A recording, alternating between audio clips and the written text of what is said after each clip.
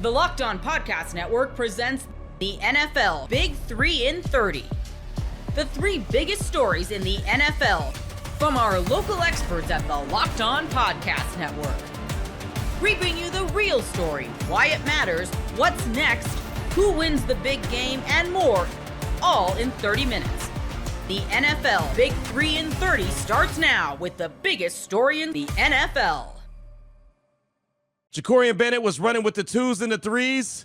Now he's going to be running with the Philadelphia Eagles after Monday night's trade.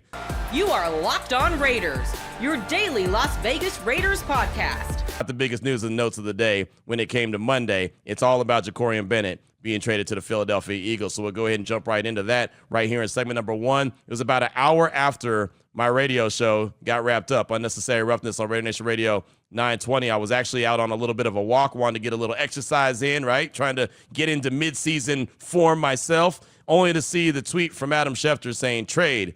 Raiders are sending cornerback Jakorian Bennett to the Eagles in exchange for defensive tackle Thomas Booker IV, per sources. Again, that was Shefty from ESPN. And man, I was talking a lot about Jakorian Bennett. I've been talking about him running with the 2s and 3s. Got to talk to him last week. He was made available to the media, and I asked him about it. Like, how do you not take it personal? He said, hey, man, this is what we do. I'm here to compete. I'm trying to learn this new scheme. It's going to be fine. This is what I've been used to. Well, clearly he wasn't a good fit. We've talked about it. It wasn't really a fit with what Pete Carroll normally has as far as the cornerbacks. He hasn't been running with the ones after being the best cornerback that the Raiders had in 2024. And there really is no other way to put it.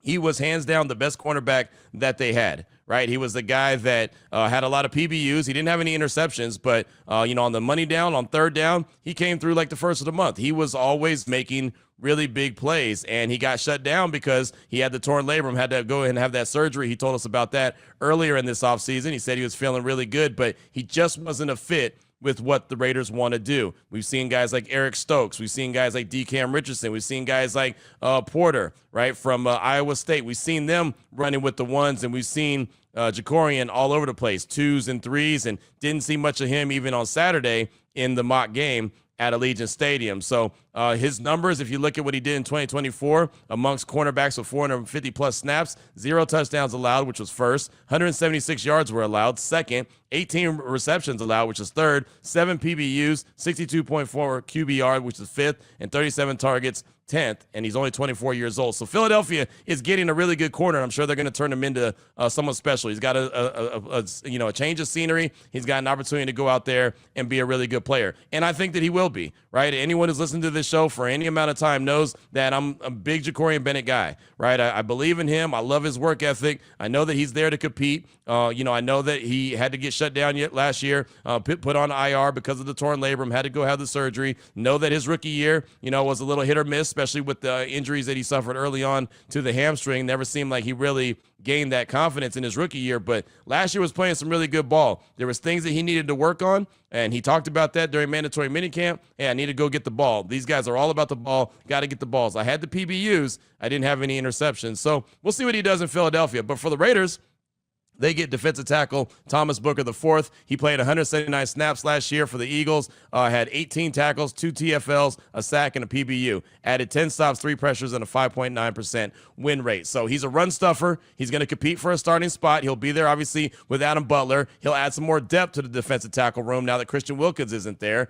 But a lot of people aren't super fired up about that trade, especially because Booker doesn't have some big-time numbers. But remember, there's a very deep defensive tackle room there in Philadelphia. So I reached out to my guy, Mike Gill. And the funny thing about this, Mike Gill's from 97.3 ESPN in Atlantic City, covers the Eagles really well. I had him on my radio show on Monday, just about the end of the show, as a matter of fact, to talk about the biggest strength, the biggest weakness, and the X factor for the Eagles. I've done that for every single team that's on the Raiders' schedule this year. And I just wish that, this trade had gone down about an hour ahead of time, right? Because it happened around 6 p.m. Pacific time. At least that's when we got the notification from Adam Schefter. And I had Mike Gill on around 4:45 Pacific time. So I just reached out to him. Hey, what can you tell me about Booker? What kind of trade is this? He says, I like him. He's undersized, but in limited snaps, always seem to be around in the backfield. He said, I like Booker, just too many defensive tackles, and Raider Nation will like Booker. He's in the backfield a lot. So I do trust Robbie Leonard.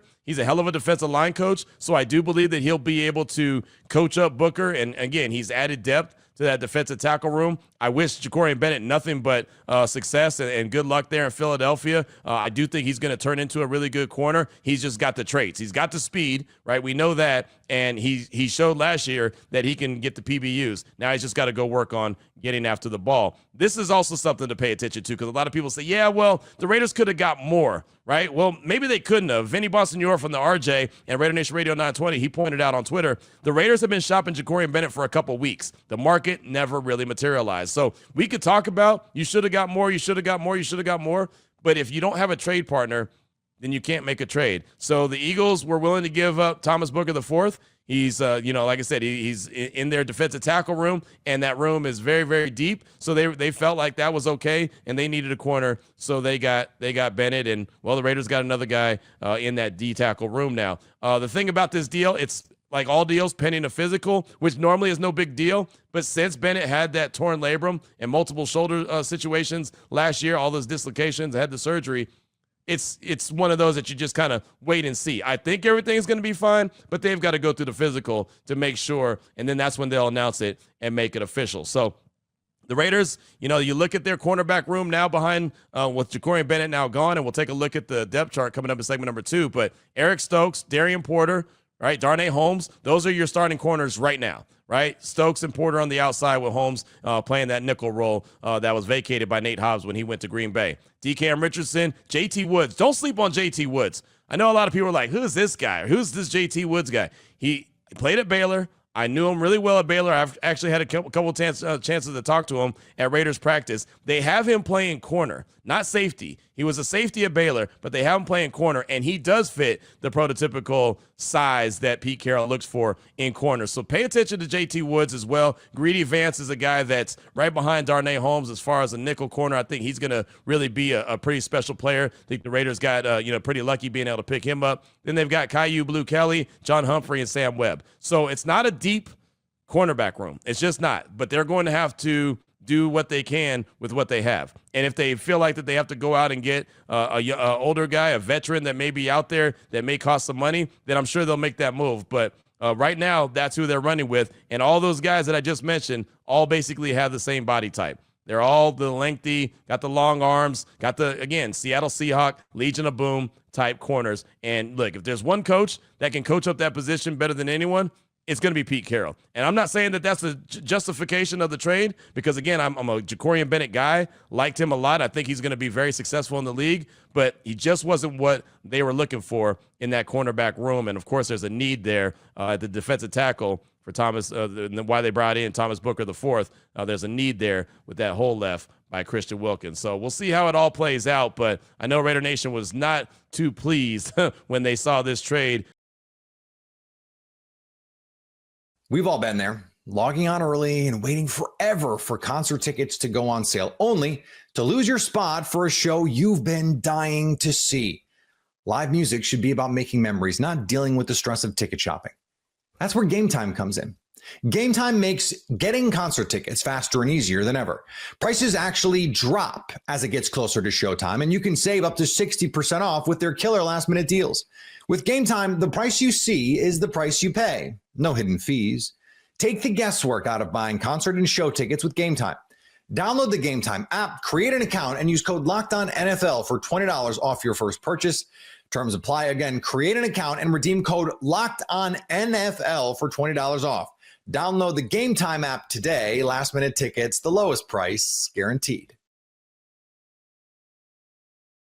So I think Howie Roseman just found his replacement for Keely Ringo. We're going to break down the Jakorian Bennett trade. You are Locked On Eagles, your daily Philadelphia Eagles podcast. Trader Howie Roseman strikes again. As he always does, it feels like at the end of the summer, Howie makes a move in August that really impacts the depth chart, whether it's on offense, getting LeGarrette Blount in 2017, whether it's on defense, getting Ronald Darby in 2017, getting James Bradbury in 2022, getting CJ Gardner-Johnson in 2022. This is just vintage Howie Roseman. He did it again, agreeing at 11 o'clock at night on a Monday with a deal with the Las Vegas Raiders for cornerback Jakorian Bennett, sending defensive tackle Thomas Booker V over to Vegas. And this isn't just some I think a lot of people don't know who Jakorian Bennett is. This isn't just some depth move for a player that has experience in a young cornerback room to be the, fourth or fifth guy, to be more of an upgrade over a Mac McWilliams or an Adoree Jackson. No, I think what Howie Roseman just did was find his Kelee Ringo replacement. I think he did exactly what I suggested on the podcast the other day, which was, if Kelee Ringo cannot beat out Adoree Jackson, no, I do not think they should start Adoree Jackson all year. I do not think Adoree Jackson is good enough to be a starting outside cornerback for a Super Bowl favorite. I don't think he's good enough to start 17 games at a high level and the playoffs. If Kelee Ringo, as high as I am on Ringo's potential, if he can't beat out that guy, it should be the field. It should be Kelee Ringo or the field. I'm not saying that it's over for Kelee Ringo, but the Jakorian Bennett trade is a really bad sign for Ringo in the franchise's belief in him. It's a bad sign for Vic Fangio's belief in Kelee Ringo. I think Howie Roseman is much higher on Kelee Ringo than Vic Fangio, but Howie Roseman also really listens to Vic Fangio, and I think Bennett is a guy that can not only compete to be the CB2 on the outside, considering he's played the majority of his snaps in the NFL and in college on the outside. Not only do I think he's going to compete with Kelee Ringo and Adoree Jackson, I think he's now the favorite to be the outside cornerback opposite Quinyon Mitchell and Cooper DeJean. Jakorian Bennett was one pick ahead of Kelee Ringo in the 4th round of the 2023 NFL Draft. He has played 712 snaps at outside corner, just 28 snaps in the slot. He started 11 games over the past 2 years, and his numbers are really good. He's allowed just 18 catches on 37 targets. That was last year, managing 7 pass breakups. I mean, some of his matchups against star receivers like Jamar Chase, he held him to just 3 receptions for 16 yards on 14 targets. Against Cortland Sutton, 1 reception for 24 yards on 3 targets. He held Ladd McConkey to no catches on just 1 target. Like, this isn't some Eli Ricks competition. Jakorian Bennett is a bad sign for Kelee Ringo and for Adoree Jackson. Listen to his stats among NFL corners with at least 450 snaps. He's allowed 18 receptions, 3rd in the NFL. This was last year. 37 targets, tied for 10th. 176 yards allowed total, 2nd in the league. 0 touchdowns allowed, 9 pass breakups, a 62.4 QBR. And he's, 23, 24 years old. He runs a 4.3 flat, 40-yard dash. This was a guy that, when you look at his advanced stats, was one of the best zone coverage corners in the entire NFL last year. And considering Vic Fangio plays zone coverage, it feels like 90% of the time. Take note of this trade. This isn't the Jaquiski Tart signing of a few years ago. This isn't bringing in depth. This is very similar to the C.J. Gardner-Johnson trade, to the signing of James Bradbury, to bringing in LeGarrette Blount in 2017. I said it earlier this week. I'll say it again. Kelee Ringo, and I said on the show yesterday, a tie between Ringo and Jackson, that should go to Kelee Ringo. But for the Eagles, I'm starting to think Kelee had to beat out Adoree Jackson convincingly. And if not, they were going to go out and make another move. Now, I kept suggesting it was Asante Samuel Jr., maybe a Rasul Douglas, maybe you trade for a Greg Newsome from the Cleveland Browns. Like, those were the 3 names that I continued to put out there. But when you think about the kind of move that Howie Roseman makes, like, this makes all the sense in the world. And to only give up Thomas Booker for a player of Bennett's caliber that's had this kind of production, and again, he's only had 11 starts in 2 years. It's not like the Eagles just traded for Derek Stingley, or it's not like they brought in a Reek Woolen. But to give up Thomas Booker, your 5th defensive tackle on the depth chart, maybe not even 5th, because Gabe Hall's been playing really well in training camp, and I thought maybe he could take Booker's job. We know Ty Robinson's going to be ahead of him. Like, that's such a steal. By the way, Gabe Hall, one of Gino Camilleri's my guys. Shout out to Gino. He's been having a great camp. Yeah, this is a legit move. And look, I would still like to see Kelee Ringo get a chance to grow and start the season. I know it's a Super Bowl year, but I would like to have him go through some growing pains, but you see the flashes as well. He's younger than Quinyon Mitchell. But Howie Roseman listens to Vic Fangio, and I just don't think Vic Fangio is a Ringo guy. Adoree Jackson, whether we like it or not, was leading this competition. 5 practices over the last 8 practices where he started with the first-team defense 3 times for Keely Ringo. And while, again, I don't agree with that, it's been close. I think Ringo should just get the opportunity to be the guy.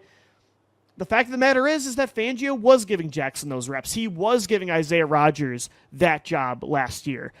I just don't think Fangio's ever going to believe in Keely to the same level as other players, because while Keely Ringo has his strengths, I don't think they're the kind of strengths that Vic Fangio wants in his scheme. I don't think they're the kind of strengths that he wants in his cornerbacks. I think the weaknesses of Keely outweigh the strengths in Fangio's eyes. And I think for me, if that is the case and you are Howie Roseman, you have to accept it, and you got to give Fangio then some other alternatives that aren't Adoree Jackson. Because again, Adoree Jackson, if he's beating out Ringo, like, okay, awesome, good for him.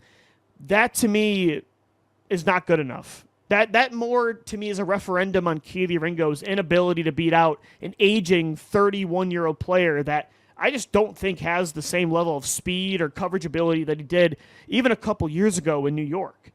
I think that's more of a referendum on Ringo than it is a hype session of Adoree Jackson's abilities.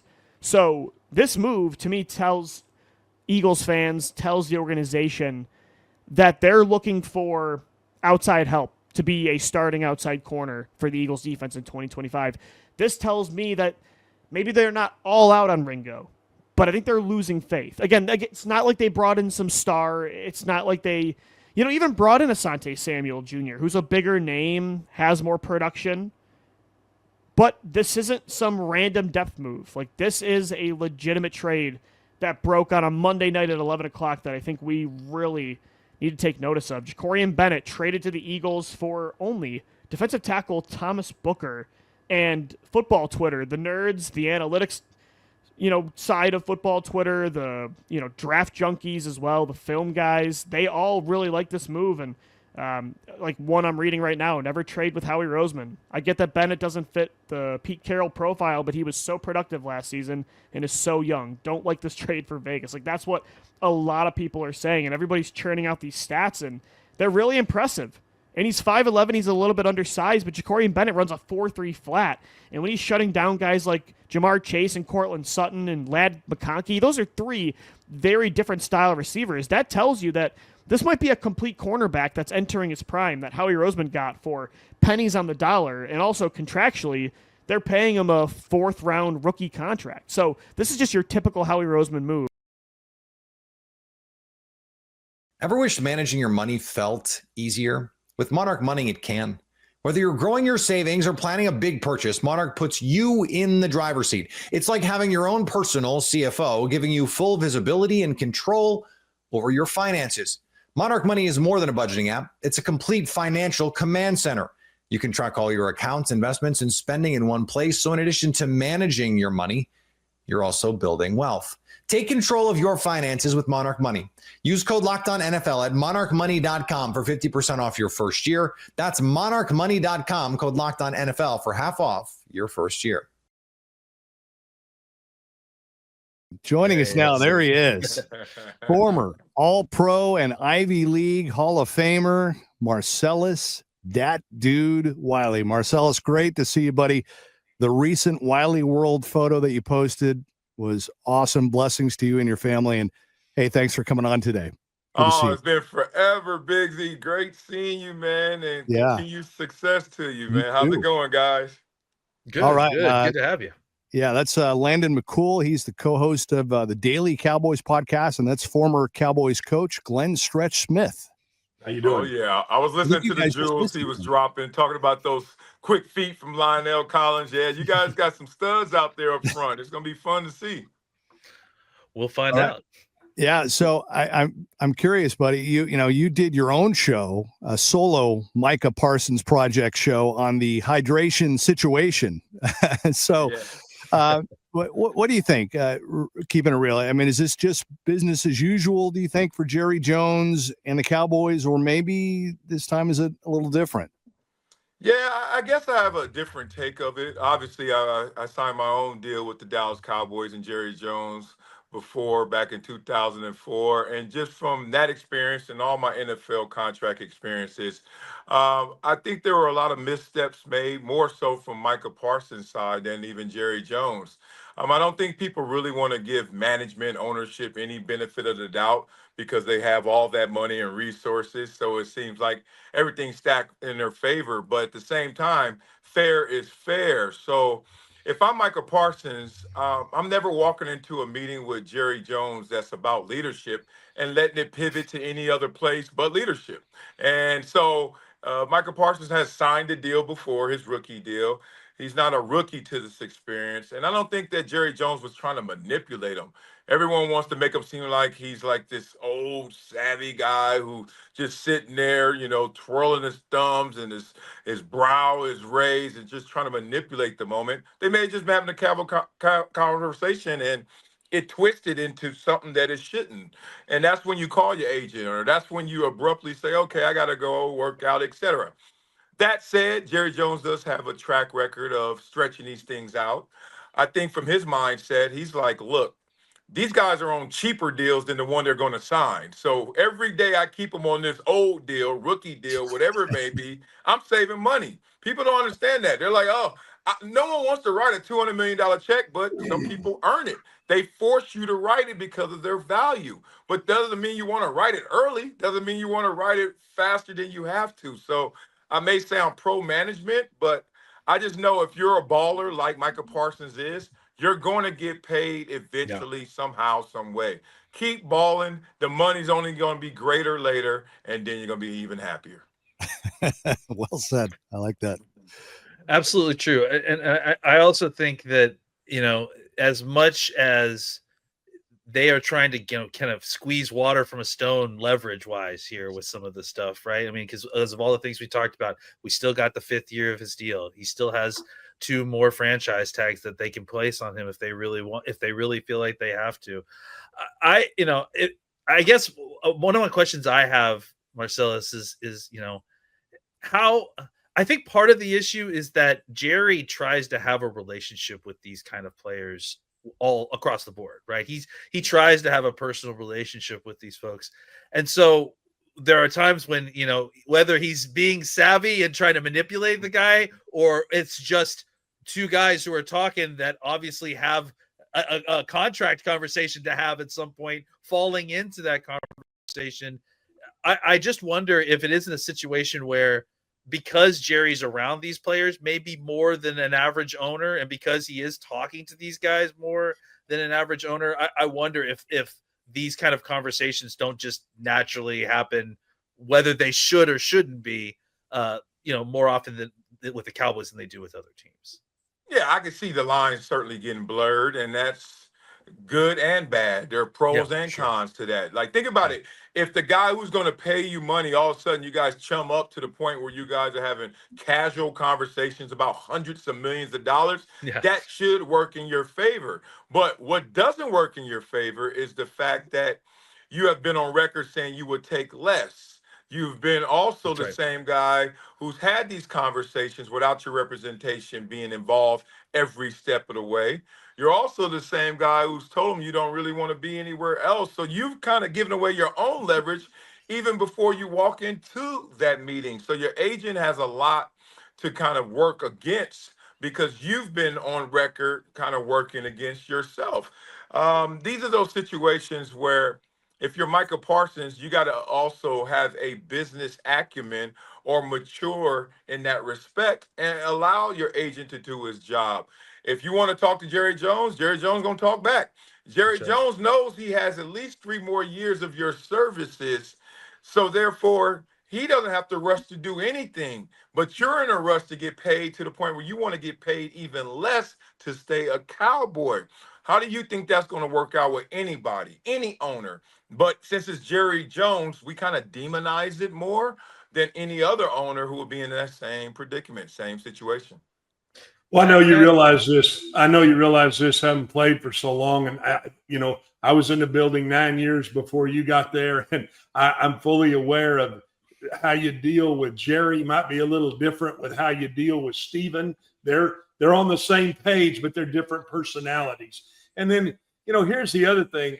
Not ever can I ever remember a player saying, well, you know what? I'm going to go in here and negotiate with Jerry, and I'm going to give him a hometown discount because this is where I want to live, or this is where I want to be. At the end of the day, that has never worked out. There's never such thing as a hometown discount. Like I can't even think about that when they were talking about, well, Jalen Ramsey bought a home in Fort Worth. Maybe he's going to sign with the Cowboys for $10 million less. It doesn't work that way. No, it doesn't. It never did and never will. Look, there's so many misnomers out there. When it's time for you to hit free agency or you have leverage to get an extension, fans don't want to hear it, but the money talks, and it talks loud. Like, you just got to see what's the best business package for you. Then you start to get into some other devilish details, and you want to get into some of the more fine print things, because there's some teams where you're like, man, they don't have a chance to really get over the hump. And there's some teams that are so close or over that hump that may have an advantage. But largely, it's a financial package, whether that's what state in terms of income tax, et cetera. It's also what team in terms of what can they give you in resources. I'll be real. I left Buffalo on a free agency deal to go to San Diego, which at the time was like the worst team in the league, to the point where we had the number one pick. And then that was traded away with Michael Vick. And then that turns into LT and Drew Brees. So, like, I wanted to go there because they had great defenders, Junior Seau, Rodney Harrison, Rayleigh Johnson, et cetera. But they also offered the most money. And was that a coincidence? I don't think so. I think I looked at the most money, said I'd rather go somewhere with the most financial package, the best package, and the worst record versus the best record and the worst financial package. So people got to be real. That's awesome. So go ahead. Yeah, go ahead. I wanted to take like just a quick different angle on this a little bit and talk about like Cowboys fandom and like the actual media reaction, because that to me is the only area where this feels actually different than a lot of other negotiations, is that it does feel like more so than previous seasons, Cowboys fandom have really started to turn on the Joneses about the way that they're, and listen, I agree with your analysis of the situation and how they've handled it, and that it's at the very least 50-50, if not, Micah having misplayed some of this situation more than anything. But it does feel like the backlash is going back against the Joneses. And I know that they've had like this in the universal truth of all press is good press situation. But do you feel like the angles have changed on that in the last few years with the way that Micah and the Mugalatas of the world have kind of played social media and the way they've handled this? Do you think that that's like freezing that whole idea a little bit more as this goes on? Well, I think every year you distance yourself from the Cowboys' excellence of the 90s. You just have growing and greater resentment to any direction that they take until they can actually hit the equal sign and show everyone a deep playoff run, NFC championship game, or a Super Bowl opportunity. So people are just thinking that they're rudderless no matter which direction they're going in because of the results. Yeah. We lost you. Your mic went off, Marcellus. Hey, Marcellus, your mic went off. Oh, okay. Sorry. There we go. There we go. Too. Sorry. Okay, so no, but I think that people just look at the Cowboys like they're rudderless because of outcome. Even when the Cowboys make the right decisions, people look at them the wrong way. Like they draft well, they have great personnel. They're always a more talented team than not. And people see the outcome, a wild card loss or no playoff run, and then they say, see, this is what's wrong with us. And it's like those things are separate in terms of decision and in terms of result. So the Cowboys, until they get back to that excellence, every year distant from the 90s Super Bowl run, makes everyone question every single thing about this organization. So there's growing resentment that continues to be greater because people look at it like, where are we going? Because we don't like where we are. But I like a lot of the moves the Cowboys make. I like a lot of decisions the Cowboys make. It's just, you got to remember, There are 32 teams. One smiles, the rest frown and try to reset and do it again. And it's not like Jerry Jones hasn't done it before. It's not like Jerry Jones not only hasn't done it before with Jimmy Johnson, but did it with another coach. So where I'm from, people will say, well, Jerry Jones could win with multiple coaches. Who's to say that stopped in the 90s? Maybe it had to go through a little break, a little gap, and then they can reset and get back there. We'll see, because if they don't do that, everything will be questioned because of that resentment that they have for this team.